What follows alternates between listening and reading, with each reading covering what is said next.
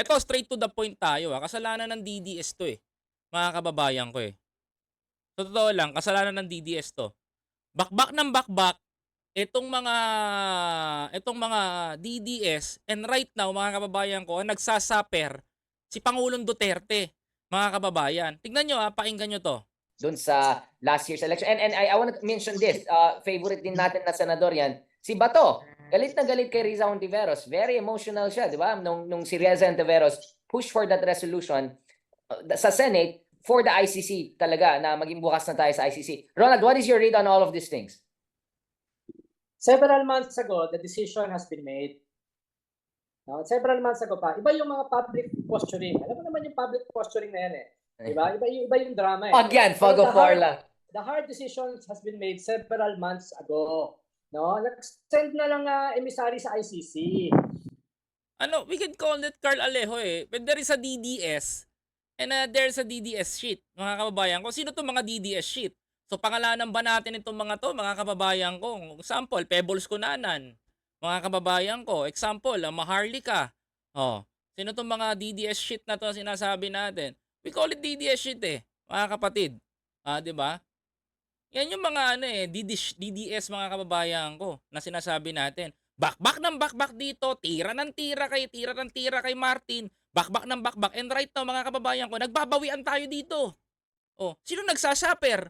Sino napapahamak ngayon sa mga ginagawa nila? Ito pagmumulat to mga kababayan ko. Pagmumulat ito para sa mga Pilipino, mga kapatid. Para alam nyo. Hindi pwedeng hindi nyo alam doon na ginagawa, na nilalaro tayo ng mga to, mga kababayan ko. O alam nyo na sino-sino to, hindi ko napapangalanan kung sino tong mga DDS shit na to. No, hindi ko na sasabihin kung sino. No, nangyari na yan several Yan ang months gusto ago. ko sa'yo, Ronald, Marites. Hindi yan nangyari today, last week, last month. Nangyari na yan several months ago. Tapos na yung decision. Ang nakikita natin last month, ang DOJ, sinasabi, ay pag-aaralan namin. Nung una, madiin ang tanong ni Secretary Remulla. Talagang dinidiin niya talaga na may justice system naman sa Pilipinas. And the last time, biglang kabig si SOJ.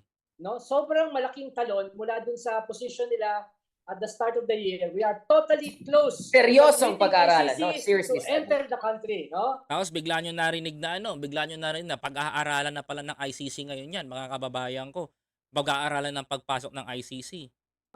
Sabi na nila pag-aaralan. Pero even months before that, the decision has been made, papapasukin ng ICC. Nagsimula yan last year nung na-discover yung plot to oust the speaker. No? Ang problema naman dito sa mga plotters, no? Sinulat nila sa papel, kinausap nila mga congressman at 2 senador, hindi nila alam sa ating uri ng politika, walang permanent friends and permanent enemies. Correct. Like I said, mga kababayan ko, diba? Like I said, mga kapatid, diba? There's no permanent friend sa politics. Ang nangyari ngayon, mga kababayan ko, sumbungan. Of course, nakaupo si Romualdez magsusumbong talaga yung iba dun. Mga kababayan ko, na gusto siyang patalsikin ni Happy Pete, di ba? Happy Pete na lang pangalan niya ulit. Only permanent interest. So nag-report sa speaker yung plot, no? Partly nangyari sa Korea, partly nangyari dito. So nag-report. Dala-dala yung papel ng plot. At syempre, pinaabot sa presidente. Kaya as early as before Tambaluslos, the lines have been drawn, no? Kahit hindi natin nakikita. Tapos nangyari yung Tambaluslos. No? Nangyari yung Tambaluslos as a result nitong plot na ito, na kunin ang speakership at i-blackmail yung presidente na sumunod, no? Doon sa political agenda at political narrative ng coup plotters. Ngayon, saka nyo husgahan si Martin. Now, alam nyo na, mga kababayan ko, yung mga nagplano na magkaroon ng ng plot sa Congress, mga kababayan ko, kasi gusto nilang takutin si Presidente. Kasi gusto nilang takutin si Bongbong. Gusto nilang pasunurin si Bongbong. Hindi nga nila mapasunod si Presidente Bongbong. And right now, mga kababayan ko, the most saddest part dito, mga kapatid, mga kababayan, yung mga ayaw kay PBBM na kongresista, mga kababayan ko, ewan ko lang, o yung taong gustong kunin yung kapangyarihan ni PBBM, gusto siyang i-blackmail, mga kababayan. Hindi nyo kasi pinakikinggan to. Now, alam nyo na kung bakit. O kamusta naman yung mga DDS shit dyan. Hindi nyo alam, akala nyo ang bait-bait ng mga yon. Akala nyo anghel sa harapan ninyo. Pero hindi nyo alam, mga kababayan ko, ang gusto palang mangyari nito, i-blackmail si Presidente. Diba? Kaya anong So statement this is Arroyo anong episode na statement ni kinalaman to? Speaker? We nip in the bud a coup attempt against the Speaker. We nip in the bud a destabilization plot. Hindi sa atin nanggaling yun sa Speaker, ha? As early as January and February. Lumabas na yan, no? Kaya yun doon nagsimula. And since then, nag-deteriorate na. Tapos, na-heighten yan dito sa nilabas ni Browner na coup at saka destabilization plots at saka mga troop movements at saka recruitment, no? Na alam naman natin, when there is smoke, there is usually fire. Diba? At mismo yung statement ni Digong, tax boycott, civil disobedience, the most rotten institution, no? Beware of the police and the military, they're plotting something, di ba? Nangyari na yan eh, no? Pero behind the scenes, ito yung mga nangyayari. Na-expose yung plot as early as last year, na-expose yung mga plano, no? Para hawakan yung speakership at i-blackmail ang presidente, na-expose, no? Pero hindi na-expose yung hard decision to permit the ICC to enter. Beyond, tapos na tayo dun sa gagamitin yung ICC para i-pressure sila na magayos. Tapos na yun, no? Correct. The last time, I remember yung muntik parang magkaroon ng plot din sa sa PNP, 'di ba? Sumugod nga doon yung mga ano. And then nilabas ni Browner yung nakaraan na magkakaroon ng kudeta, pinagpaplanuhan. Ito na mga kababayan ko, nangyayari na nga. Kung ano ginawa doon kay FEM noon, gagawin din nila kay Pangulong Marcos ngayon, mga kababayan. Ang nakakatakot po kasi dito, mga kababayan ko, tignan niyo nangyayari maliwanag ang sinasabi to. Kung sakaling makuha ni Happy Pete etong Congress, mga kababayan ko, ang gagawin niya dito kay presidente is iba-blackmail niya to para sumunod sa kanila, mga kababayan ko. Ang nangyayari, mga kababayan, hindi makaporma yung mga gustong gumawa nun kay Pangulong Marcos na makuha yung Congress because Martin Romualdez is nakatapak pa rin sa taas, mga kababayan ko. Yan ang pinaka nakakagulat dyan. Martin is protecting the president, mga kapatid. Ito nagsasabi nito, hindi natin kakampi tong mga to. Hindi natin kakampi tong mga to, mga kababayan ko, yung dalawang nasa taas. Hindi natin kakampihan. Ibang grupo yan, mga kababayan. Pero they are saying that ito ang nangyari sa bansa, mga kababayan ko. Kumaga tumawid na, no? The lines have been drawn, no? Kaya very clear ngayon, no? Very clear ngayon na papasok na yung ICC. At dapat mangyari yan next year, no?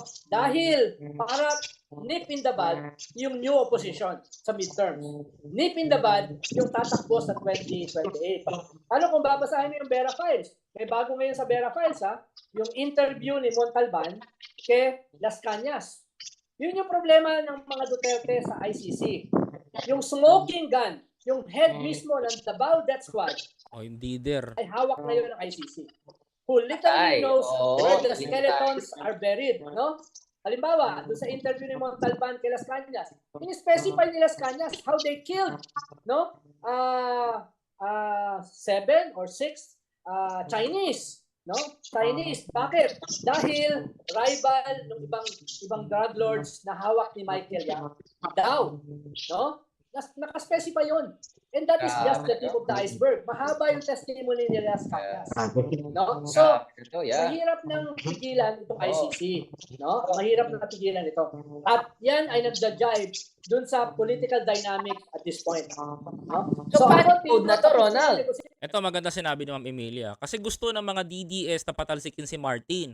Mawawalan ng kakampi si PBBM. Ipa-i-impeach nila. Syempre si BP Sara ang uupo sa presidente. Happy ang mga DDS. Correct, mga kababayan ko. That's the reality. Isa yan sa mga theory na nakita ko nun, mga kababayan ko. Ang problema kasi dito, if ever, for example, nakuha ni Happy Pete yung Congress. Pwede niya i-blackmail si President. Anytime. Pag hindi ka sumunod sa akin, hindi ka umunod sa akin, pa-i-impeach kita. Ganun ang pwede mangyari dito. Malalim na to, mga kababayan ko. Ang alam nyo lang kasi, masama ang ginagawa ni Martin, masama ang ginagawa niya. Doon kayo sinira ng mga DDS. Kasi pinaniwala nila kayo sa ganung content.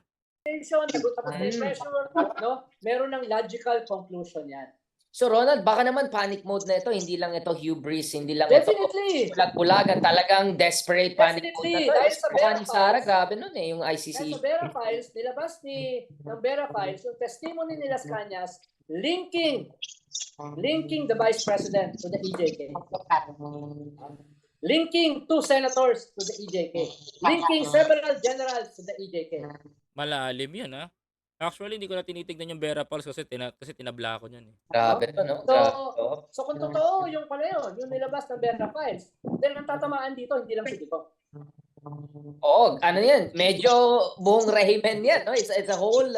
At tama lang na ang kunin nilang abogado ay si Hipokrito na Harry Roque. Yun ang matindi dito. Teka.